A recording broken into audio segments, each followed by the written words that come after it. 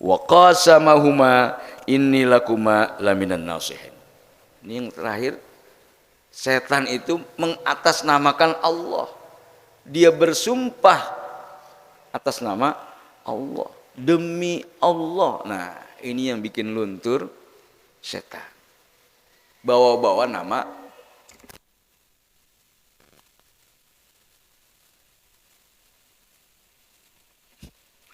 ini. Kadang kita ya nggak siapa-siapa ya. Kemarin di ayat yang lalu menerangkan orang munafik ya. Mereka dengan gaya performance semuanya kata-katanya manis. Kita aja kadang suka terpedaya ya kan, sama orang-orang yang penampilannya, omongannya bahkan pakai nama-nama Allah. Udah lemah dah. Itu setan juga begitu. Jadi khutuwati syaitan itu step by step, fase per fase, terus berbagai macam cara, dari depan, dari belakang, dari samping, kiri, kanan, atas, bawah. Gimana caranya supaya manusia ini zalal, tergelincir. Ya, jadi kalau yang kecil-kecil dosa, ingat Allah itu hakim. Ya. Makanya ada doa kan di surah akhir Al-Baqarah tuh, sering kita baca tuh.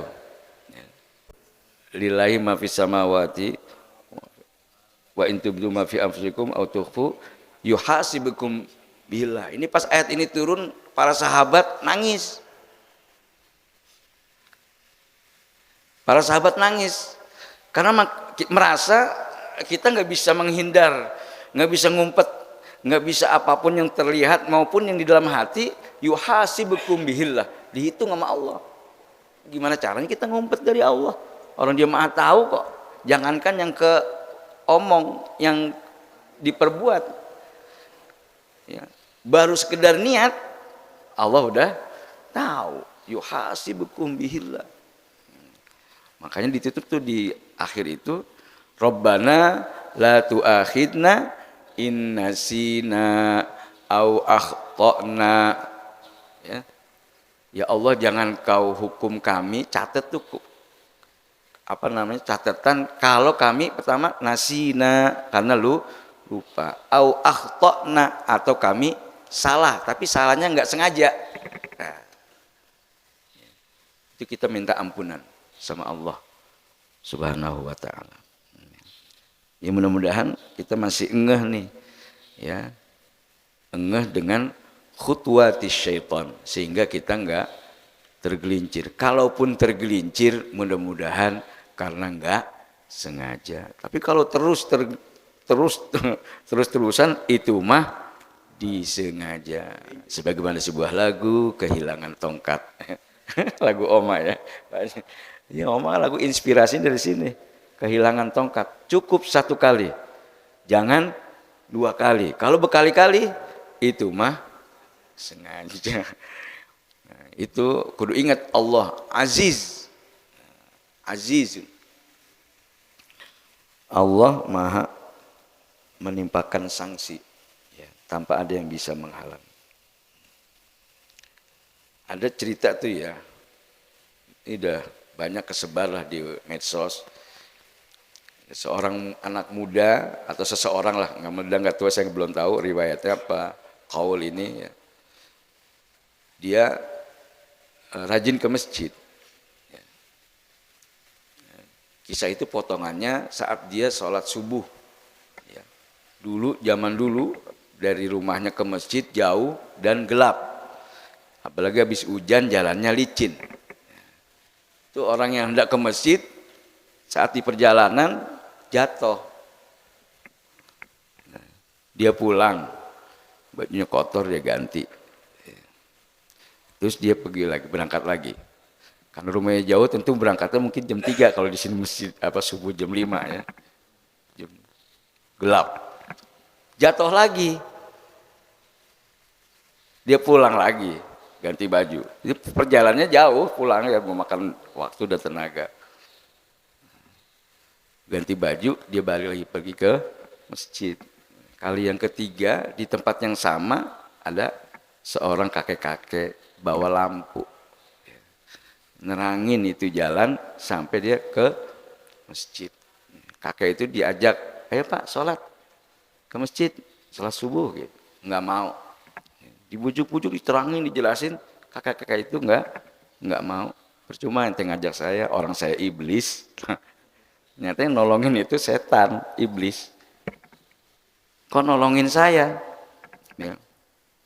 Tadi waktu ente jatuh pertama, itu saya yang bikin jatuh. Saya pikir ente pulang ke rumah nggak ke masjid, sholat subuh di rumah terus tidur. Saya pikir begitu. Ente pergi. Saat ente pergi ke masjid, Allah tuh ngampunin dosa ente semuanya. Gitu. Terus ente bikin jatuh lagi. Ente pulang, anak pikir ente udah kapok tuh, nggak mau ke masjid. Ya. Tapi ternyata tetap ke masjid. Itu diampunin bapak, ibu, keluarga ente semua. Makanya kali yang ketiga, aneh nggak mau bikin ente jatuh. Karena kalau ente jatuh terus pergi lagi, itu orang sekampung bakal diampunin. Rugi dong. Percuma saya jerumusin banyak orang-orang, terus pada diampunin gara-gara ente ke masjid yang ketiga kali setelah negoda. Ini riwayat ini ada juga mengatakan nih Umi Maktum. Ya, cuman yang nganter itu anak kecil. Umi Maktum tuh Abdullah bin Umi Maktum itu buta. Hampir sama kisahnya kayak gini. Kalau dia jatuh karena memang buta, ada yang nuntunin anak kecil, nggak tahu anak kecilnya iblis, sama seperti itu ceritanya. Artinya perlu komitmen kuat. Komitmen itu lahir, perlu wawasan, keilmuan. Harus terus banyak mengkaji diri, ya, mengkaji al-bayyinat. Ya. Al-bayyinat itu bukti-bukti kebenaran Allah. Sehingga kalau udah mantep jejeg, insya Allah ya, kita tetap berada di jalan yang Allah ridhoi. Kemudian zalal ini, ketergelinciran ini emang karena khutuwat kaki. Ya, di dalam berwudu itu kita selipkan doa juga saat membasuh kaki. Kita bermohon kepada Allah agar kaki ini langkahnya tetap di jalan Allah bersama para nabi, para rasul, para wali-wali Allah, para syuhada, para orang-orang yang soleh. Jangan sampai itu ketika kaki kanan, ketika kaki kiri kita mohon sama Allah supaya kaki ini juga jangan tergelincir seperti digelincirkannya kaki orang-orang munafik, orang-orang kafir, orang-orang musyrik. Secara konsisten ketika itu kita baca, insya Allah ya akan tertanam di dalam hati ya kemantepan dan kejejegannya. Jangan dikira di dalam ketaatan, di dalam kesolehan itu setan lepas. Setan nggak bisikin kita. Tetap kadang dia bersembunyi dalam ketaatan kita, dalam ibadah kita. Kita lagi baca Quran, yang sering baca Quran di masjid pakai speaker contohnya. Ya, Wahyu, ya Bang Taufik, siapa lagi suka membaca Quran di masjid nih kalau subuh ya, aku pengaji, aku selawatan ya, ba'da subuh. Atau kita sholat sunat, ba'diyah, qobliyah saat di masjid. Itu jangan dikira setan nggak lagi anin kita, ngojok-ngojok kita. Saya lagi ngajar begini, ini berisik banget nih di hati. Ini goda berisik. Ya. Berisik dia. Tapi berisiknya halus, hanya kita dan dia yang tahu. Saya ingat Ustadz Fauzi pernah ngajarin tuh. Kalau lagi di depan begini, kita sedang ibadah berjamaah, rame kayak gini. Ya, beramai-ramai kelihatan orang, ya, ibadah yang kelihatan orang. Itu Ustaz Fauzi kan pernah ngajarin doa. Allahumma la tu'akhidni bima yaqulun waghfirli bima la ya'lamun waj'alni khairam mimma yadhunnun. Alhamdulillah saya doa ini saya dapetin juga apa dari radio tuh, pernah saya dengar tahun 2010. Ustaz Fauzi ngomong lagi kemarin tuh belum lama, jadi ingat lagi. Ini doa dalam kaitan ibadah kita yang sedang kita kerjakan atau posisi kita yang ada sekarang. Ya. Orang itu kan lemah saat dipuji. Orang itu lemah saat dipuji. Orang itu dipuji karena apa? Karena kebaikan.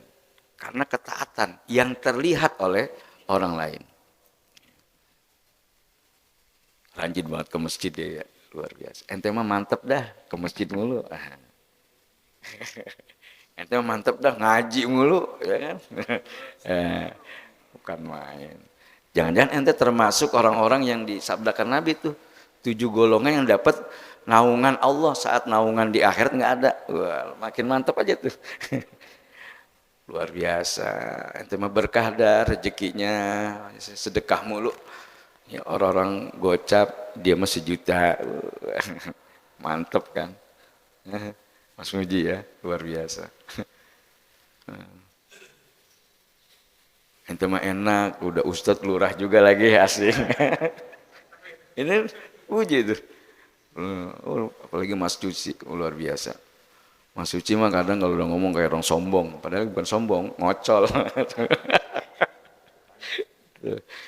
Itu omongan-omongan kayak gitu kan bikin apa? Bagi sebagian kita mungkin gede kepala, ya, kabur munculnya.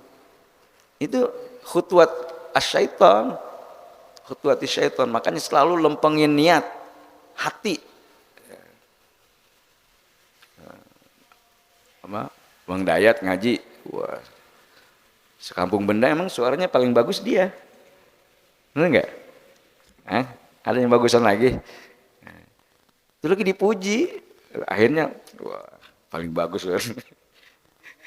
Ya kan? Orang bisa pada nangis nih, gua aja nih, kata Pak D. Nah, tuh, saya ajan orang pada nangis nih, orang nangis sedih. Enggak, kesian. Suaranya udah anu. Itu kan pujian-pujian, itu bagian dari khutwati syaitan. Nah, alhamdulillah. Ini doanya itu tadi, Rabbana la tu'akhidni bima yaqulun.